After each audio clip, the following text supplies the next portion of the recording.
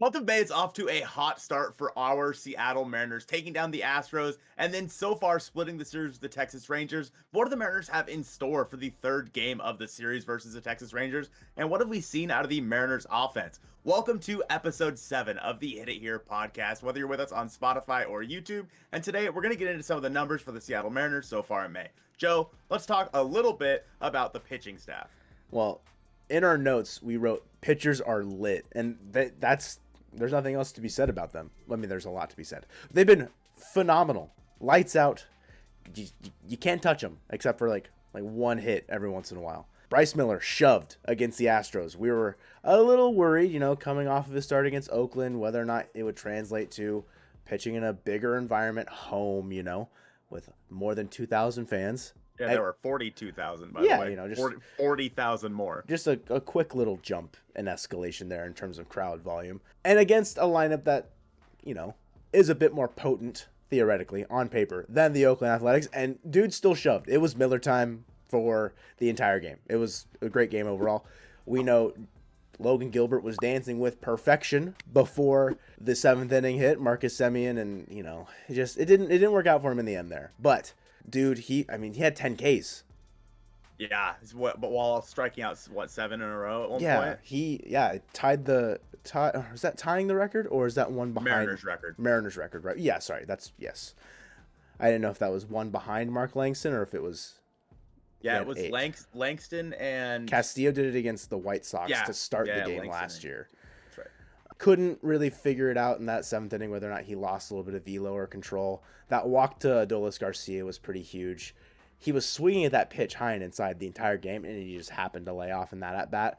And the rest is history there. Mariners offense just couldn't get it done as well. And then also George Kirby, just what are other teams supposed to do against guys like this? Mm-hmm. And I mean, with this part of the lineup or this part of the rotation right now, I mean, if Marco Gonzalez, we said this last year, if Marco Gonzalez is your weakest link, you have a really, really good rotation. Yes. And we were thinking, hey, how's Bryce Miller going to fill in for Robbie Ray? He's looked phenomenal. Obviously, Logan Gilbert and George Kirby have had some really good starts here in the past couple of weeks. And right now, the Mariners have been, getting into the 6th, 7th inning almost every single time out. Of course, there'll be a clunker here and there. It's just bound to happen. Mm-hmm. But Logan Gilbert losing that first game against the Rangers is so unfair to him. He got Felix, like you made a video about. Do you think that J.P. Crawford gets that ball if he was playing shortstop? I don't know. I think because that's a tough question, bro. I don't know. I feel like Perry would have, because he does the defensive alignments, right? I don't think he would have been aligned up any different. I don't know if JP's range is all that much more, but it would have been close. Definitely could, but I'm not going to say yes. Yeah, that's fair. I think it would have been, like you said, it would have been closer. I mean, it is JP, but with that being said, I mean, Logan Gilbert, he had to be perfect that day because of how pitiful the offense has been. I think one of the big things we need to talk about with how bad that offense has been, we got to talk about it, Joe, is Julio Rodriguez. Do the Mariners need to take him out of the leadoff spot? The right answer is probably yes. It's that moment of my mind's telling me no, but my body, right? My body's telling me yes. And I'm wearing my Julio jersey right now. And it's tough because his at-bats there's not what you need out of the leadoff spot. It's not a matter of what you want. It's becoming a need. It's becoming this thing where it's a problem now. 2 times yesterday. Oh, not yesterday. The first game. Cookies, ducks on the pond, just left out there. 2 grounded into double plays at the worst moments. First pitch of the at-bat. I guess he beat out the second one. But it doesn't matter, right? It's the same result. And you don't get anything out of it because of it. And sure, it's not only up to Julio.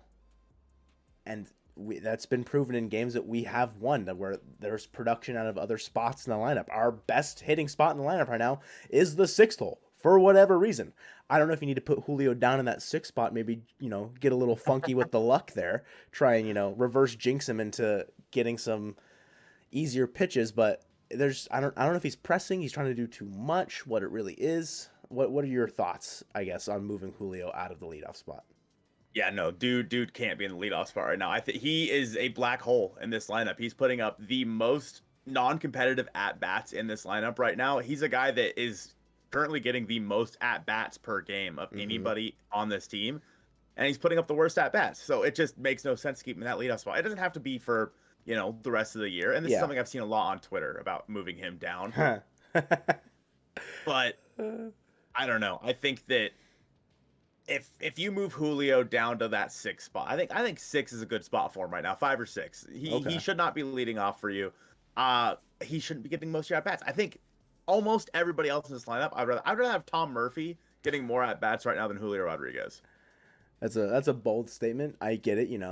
Tom had a great game last night, but I get your sentiment. If it's down to 6, I would be shocked. I would say 3 through 5 is probably where he would end up, because one, Gino and Teo also haven't been that good. They've been a little bit better. Teo, I think he had a 6-game hit streak and ended yesterday, but yeah, it's not looking good for Julio. And yeah, last year it was the same story. It was not looking good for him, and then he turned it around. Then he started getting real hot in May. I think it's just, I don't know if it's the pressure, the expectation, what it is, but yeah, it's just not happening right now for him. No, I think this is the first time since he turned it around where he's really struggled. This is like since that month of April in 2022, where you can chalk it up to, hey, this guy's just breaking into the league.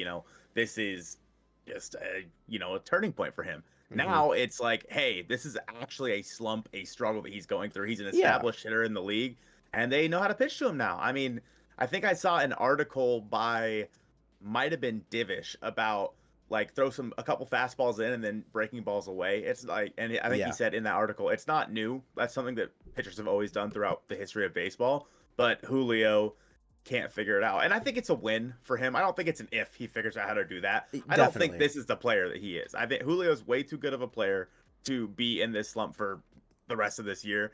But right now, it is so bad to the point where even Scott Service is calling him out once in a while. And I think, honestly, good.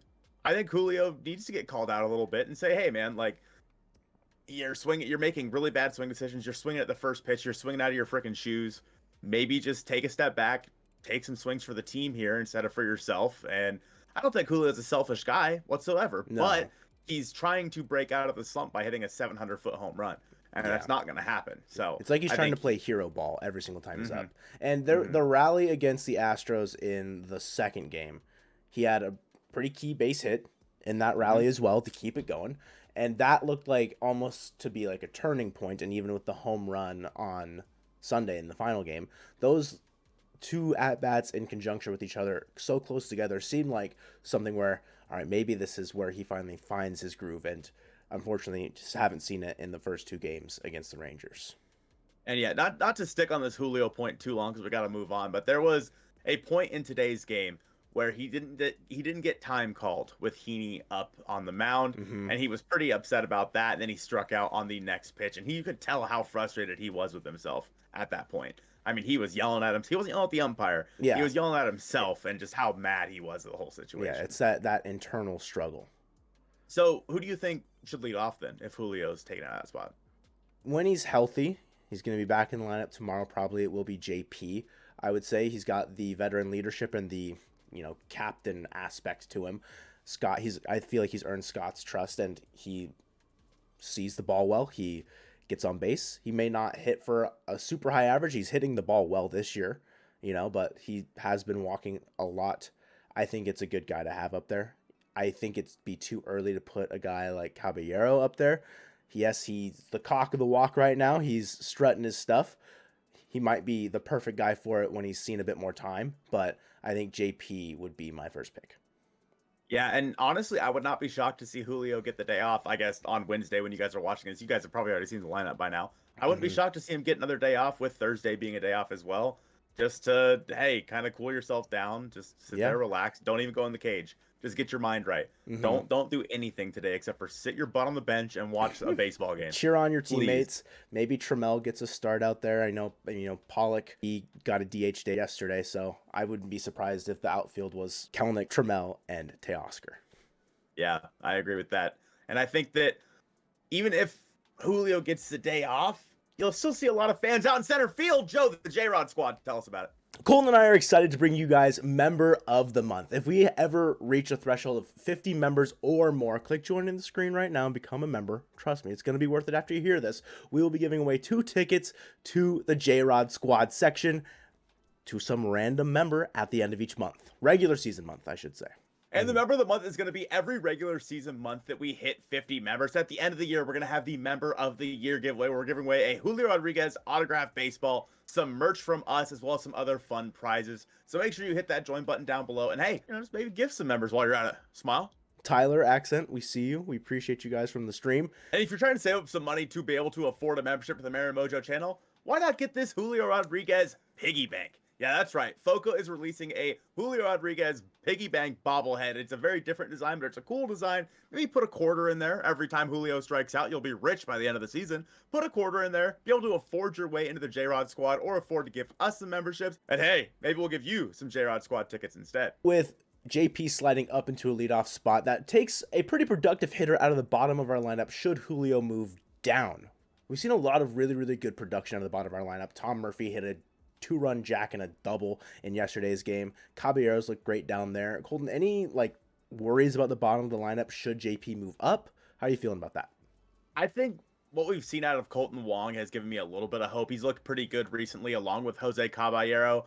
If we have Taylor Trammell out there a little bit more, I'd like to see him get it going. Maybe, do something more than hit home runs and walk. Maybe throw a single in there. I think that the bottom of the lineup should be fine. And moving Julio down there, if he starts to figure it out, maybe he'd be able to lengthen the lineup in that 6 through 9 spot, 69, nice. And I think that there's not too much to worry about. But at the same time, you probably then slide AJ Pollock in there somewhere if he's DHing, or Taylor Trammell if he's DHing. So it's a lot of moving parts, but the lineup itself is relatively the same, minus Julio at the top, which at the moment he's not providing like someone at the top of the lineup should be anyway. Yeah. So I wouldn't be worried about it. I do worry a little bit about Jose Caballero's BDE, if you will, so far in the big leagues. Thoughts on that? A little acronym for some big energy. Yeah, so he's definitely walking around like he's been there. And, he's playing well. And, rightfully so. He can kind of bring a spark, I think, is what it serves. He's a guy that's going to go out there and kind of fight for his spot, fight for his team, and fight for his right to party. Anyway, I don't know.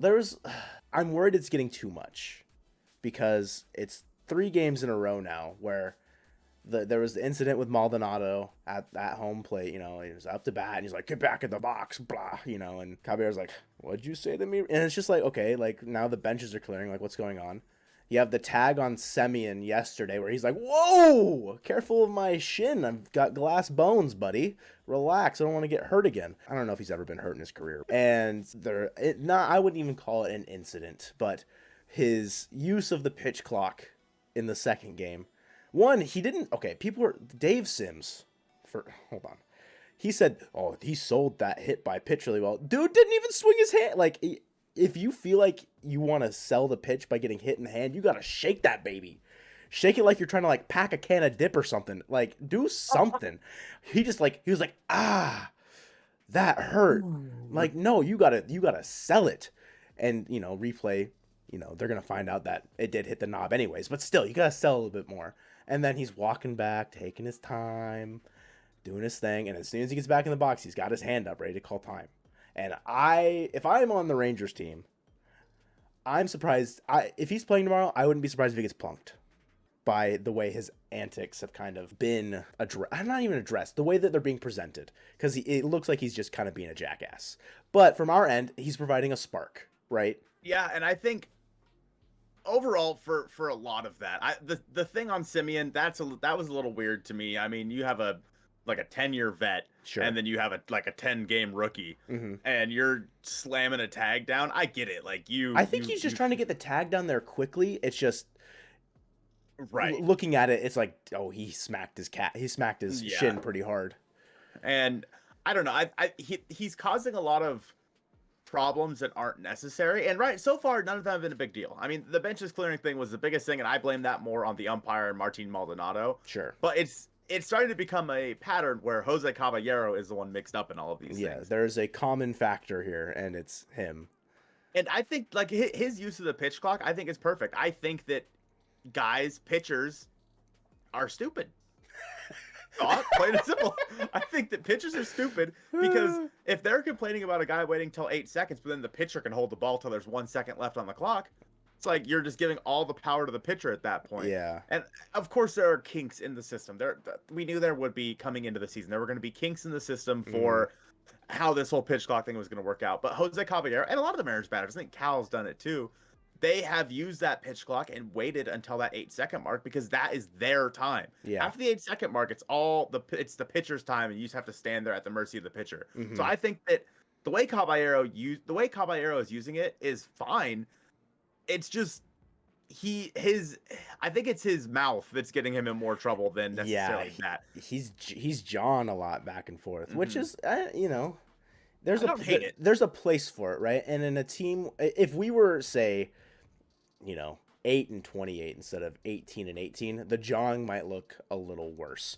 But they're competitive games, they're competitive moments, and he's playing the game how he wants to play the game, and that's totally fine. It's just if it gets him into trouble, that's where, as a teammate, I know Gino stepped in with the play on Semi, and it was like, hey man, good vibes only, just whatever. Scott might have to step, I don't know. I don't know what severity level it's going to get to, but if it continues and he says it to the wrong guy or he does something, it might not end well for him. Yeah, could you imagine him saying that to Rougned Odor? Oh, he's getting a punch right to the mouth. Yeah, immediately. No assistance, just throat punch. Gotcha. Done. Knocked out. Yeah. I think it's fine. Mm-hmm. And also he's performing well right now. But let's say he goes into a slump and the Mariners start struggling again. There comes a point where you guys need to be out there to play baseball, and all of this little he's talking crap to Martin Maldonado, he's slapping Simi in the leg. It becomes amplified. Yeah. And for example, that the scuffle between the Mariners and the Astros, Julio was going out there after Maldonado multiple times, and I understand that Julio's ass right now, but at the same time, that's something that should have never happened in the first place. And then let's say Julio got suspended. Let's say it escalated and Julio got suspended. Yeah. That's something that could have been avoided altogether had Caballero just kept his mouth shut. Sure. So I don't personally hate it, but I do see that there is an opportunity for it to become a problem in the future. Yeah. So there's a little pop-up, might have been in the 7th inning, where it was France and Haggerty were pretty close by. Caballero's running and sprinting, and France looks like he's calling it, and then he calls him off, and then France just kind of throws his arms up. What do you make of a situation kind of like that? It looked like, it's probably nothing. They probably talked in the dugout immediately after, oh, my bad. But I thought it was all in good fun. Yeah, okay. Personally, I don't think France was actually upset about that. It's kind of what the heck, bro? Yeah, France has been I saw that more as an Andrews and Beltre moment. Sure. Than hey, this guy's just taking the show. With Jose Caballero, there's no guarantee that he's on this roster moving forward. At this point, he's looked a lot better than someone like Sam Haggerty, but Dylan Moore, we just got an update on his injury timeline. Yes. And you talked a little bit about this in a short this morning, but can you elaborate more on Dylan Moore's timeline for returning to the big leagues? So yeah, I saw, shout out Ryan Diffish for tweeting out things, making it a lot more easier than clicking an MLB.com link for me. 8 to 10 days is where Moore might be starting his rehab assignment. Again, this was one where Moore had off-season surgery and then didn't see a lot of time in spring training. There was a setback, was in a rehab assignment, another setback. Got it, a lot of things, right? So 8 to 10 days as of yesterday, so 7 to 9, quick maths. And whether or not he starts his rehab assignment then, kind of up in the air. We'll just kind of play it by ear. But if this is the timeline that we're kind of looking at, probably a June, an early June, maybe mid-June reunion with Dylan Moore, fresh off his extension. And you mentioned it. If Caballero continues this play and Haggerty, say, doesn't start tearing the cover off the ball, I don't know if it would be, but it should be Haggerty that would get sent down to AAA to see some ABs, get him, back right, maybe for that second half of the season push there at the end as a spark plug, pinch runner, defensive replacement kind of guy. Because Caballero, he's definitely earned his spot a little bit more than Haggerty. Yeah, and at this point, Haggerty just needs at-bats, and he's not getting them consistently at all. And you and I talked throughout the offseason that Haggerty's not as good as everyone thinks he is, but he's better than this. And with that being said, in that second game of the Rangers series, he played pretty well. I mean, he had a nice base hit. He was able to get on and score He scored a the run run. on Ty Francis hit, yeah. That's what it was. Yeah, yeah, Yeah. yeah. So, and he got to second on a pretty pivotal play and getting to second, which Yep. was on that play. So that was something that Sam Haggerty does. I mean, he's a guy on the base paths that makes a difference. Yes. And Jose Caballero might be that same guy. We haven't seen it as much out of him, but if Dylan Moore comes back, Moore has proved more than both of them.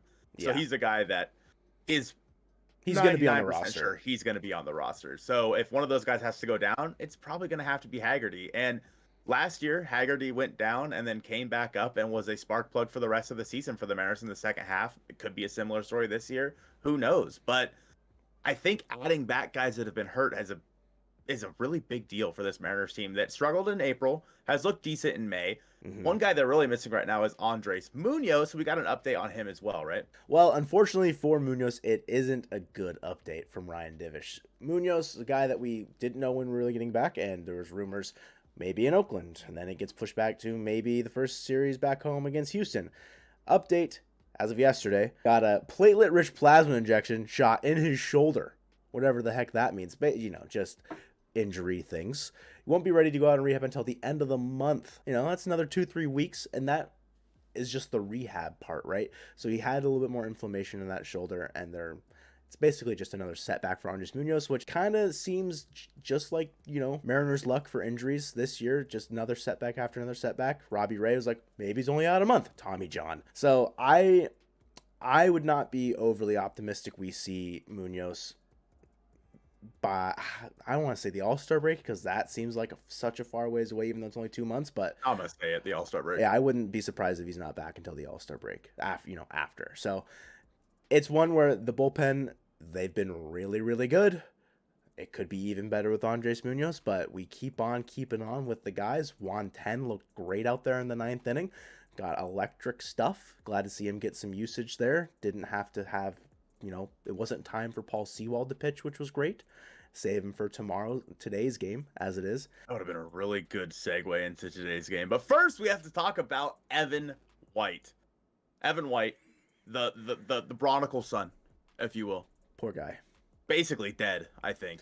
You want to? I'm not sure. Say, have a moment of silence. All right, that was enough. Yeah, out 3 months with a hip surgery. Just can't do it. Can't stay healthy, which makes Dylan Moore coming back all the more important, I think, for first base depth, because I don't want to see Sam Haggerty play another inning over there at first. And please God, no. Ty, yes, he's looking better, but he will need regular days off at some point. It's not going to be today, though, against the rubber match in the Rangers series. Who's on the mound, buddy? So the Mariners are going up against Dane Dunning, a pitcher that the Rangers acquired from the Chicago White Sox in the Lance Lynn deal, was it? Probably. Does that sound right? Yeah, that does sound right, actually. You're so smart. Thank you. So in his last outing, Dane Dunning made his first start of the year. He's been pitching primarily out of the bullpen for the Texas Rangers, but he made a start versus the Los Angeles Angels of Disneyland. And I think he went 5 1/3 or something like that. He has not pitched more than 5 1/3 in any outing so far this year. So this is only going to be his second start of the season against the Mariners. And I think you probably, if you can just pitch count up, can get him out by the 4th and get into that mediocre Rangers bullpen. Joe, how do you feel about game 3 versus the Rangers? Hitting on Dane Dunning here a little bit more. I'm not hitting on him. That sounded weird. The Mariners are going to hit him hard, I feel like. Day game, Dane Dunning has a very low percentile whiff percentage, only 9%. Yes, the Mariners whiff a lot, but a movable object versus like the unstoppable force or whatever, one's got to give at some point, right? I feel like the Mariners can get what?